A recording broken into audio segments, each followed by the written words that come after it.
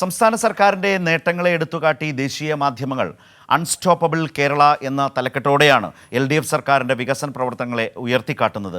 Digital മേഖലയിലെ വിപ്ലവകരമായ മാറ്റം, നിക്ഷേപ സൗഹൃദ അന്തരീക്ഷം, വ്യവസായ സൗഹൃദം എന്നിവയൊക്കെ ഉയർത്തിക്കാട്ടിയാണ് ദേശീയ മാധ്യമത്തിലെ ലേഖനം.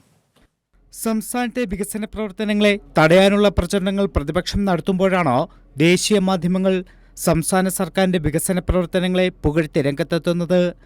അൺസ്റ്റോപ്പബിൾ കേരള എന്ന തലക്കെട്ടോടെയാണ് ഇടതുപക്ഷ സർക്കാരിൻ്റെ വികസന പ്രവർത്തനത്തിൽ വളരുന്ന കേരളത്തെ ദേശീയ മാധ്യമം വിശേഷിപ്പിക്കുന്നത്. നിക്ഷേപ സൗഹൃദമല്ലെന്ന് പ്രചരിപ്പിക്കുമ്പോൾ നിക്ഷേപകരെ കാത്തിരിക്കുന്നത് റെഡ് ടേപ്പല്ല റെഡ് കാർപ്പറ്റ് എന്ന് അടിവരയിടുകയാണ് ദേശീയ മാധ്യമം. സർക്കാർ സേവനങ്ങൾ ഡിജിറ്റൽ പ്ലാറ്റ്ഫോമിലേക്ക് മാറിയതുമൂലം ജീവിതം തന്നെ സുഖകരമായി. വിപ്ലവകരമായ മാറ്റമാണ് ഡിജിറ്റൽ മേഖലയിൽ സംസ്ഥാനം കൈവരിക്കുന്നത്. ബർത്ത് സർട്ടിഫിക്കറ്റ്, മാരേജ് സർട്ടിഫിക്കറ്റ് ഉൾപ്പെടെ എല്ലാം വിരൽത്തുമ്പിൽ ലഭ്യമാക്കുകയാണ് സംസ്ഥാന സർക്കാർ. 2024 സെപ്റ്റംബറിൽ ബിസിനസ് റിഫോം ആക്ഷൻ പ്ലാൻ റാങ്കിങ്ങിൽ ഈസ് ഓഫ് ഡൂയിങ് ബിസിനസ്സിൽ 26ാം സ്ഥാനത്ത് നിന്ന് 1ാം സ്ഥാനത്തെത്തിയ കാര്യം പ്രത്യേകം എടുത്തു പറയുന്നുണ്ട്. ഇടതുപക്ഷ സർക്കാരിൻ്റെ കൃത്യമായ ആസൂത്രണവും ഇച്ഛാശക്തിയുമാണ് ഈ നേട്ടത്തിന് പിന്നിൽ. സ്വിഫ്റ്റ് വന്നതോടെ സംരംഭങ്ങൾ ആരംഭിക്കുന്നതിലെ ചുവപ്പ് നാടകളെ ഇല്ലാതാക്കി.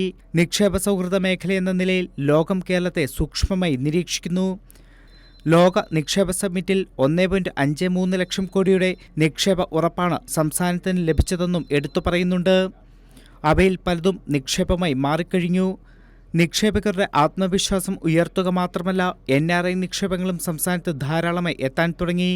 ലോകത്തിലെ തന്നെ ഏറ്റവും ശക്തനായ ബിസിനസ് മാഗ്നറ്റിലൊരാൾ വിഴിഞ്ഞം തുറമുഖ പദ്ധതിയുടെ ആദ്യഘട്ടത്തിൽ 5000 കോടിയും 2ാം ഘട്ടത്തിന് 13000 കോടിയും നിക്ഷേപിക്കുന്നതും കേരളത്തിന്റെ വികസന കുതിപ്പിന്റെ നേർസാക്ഷ്യമെന്നാണ് ദേശീയ മാധ്യമം പറയുന്നത്.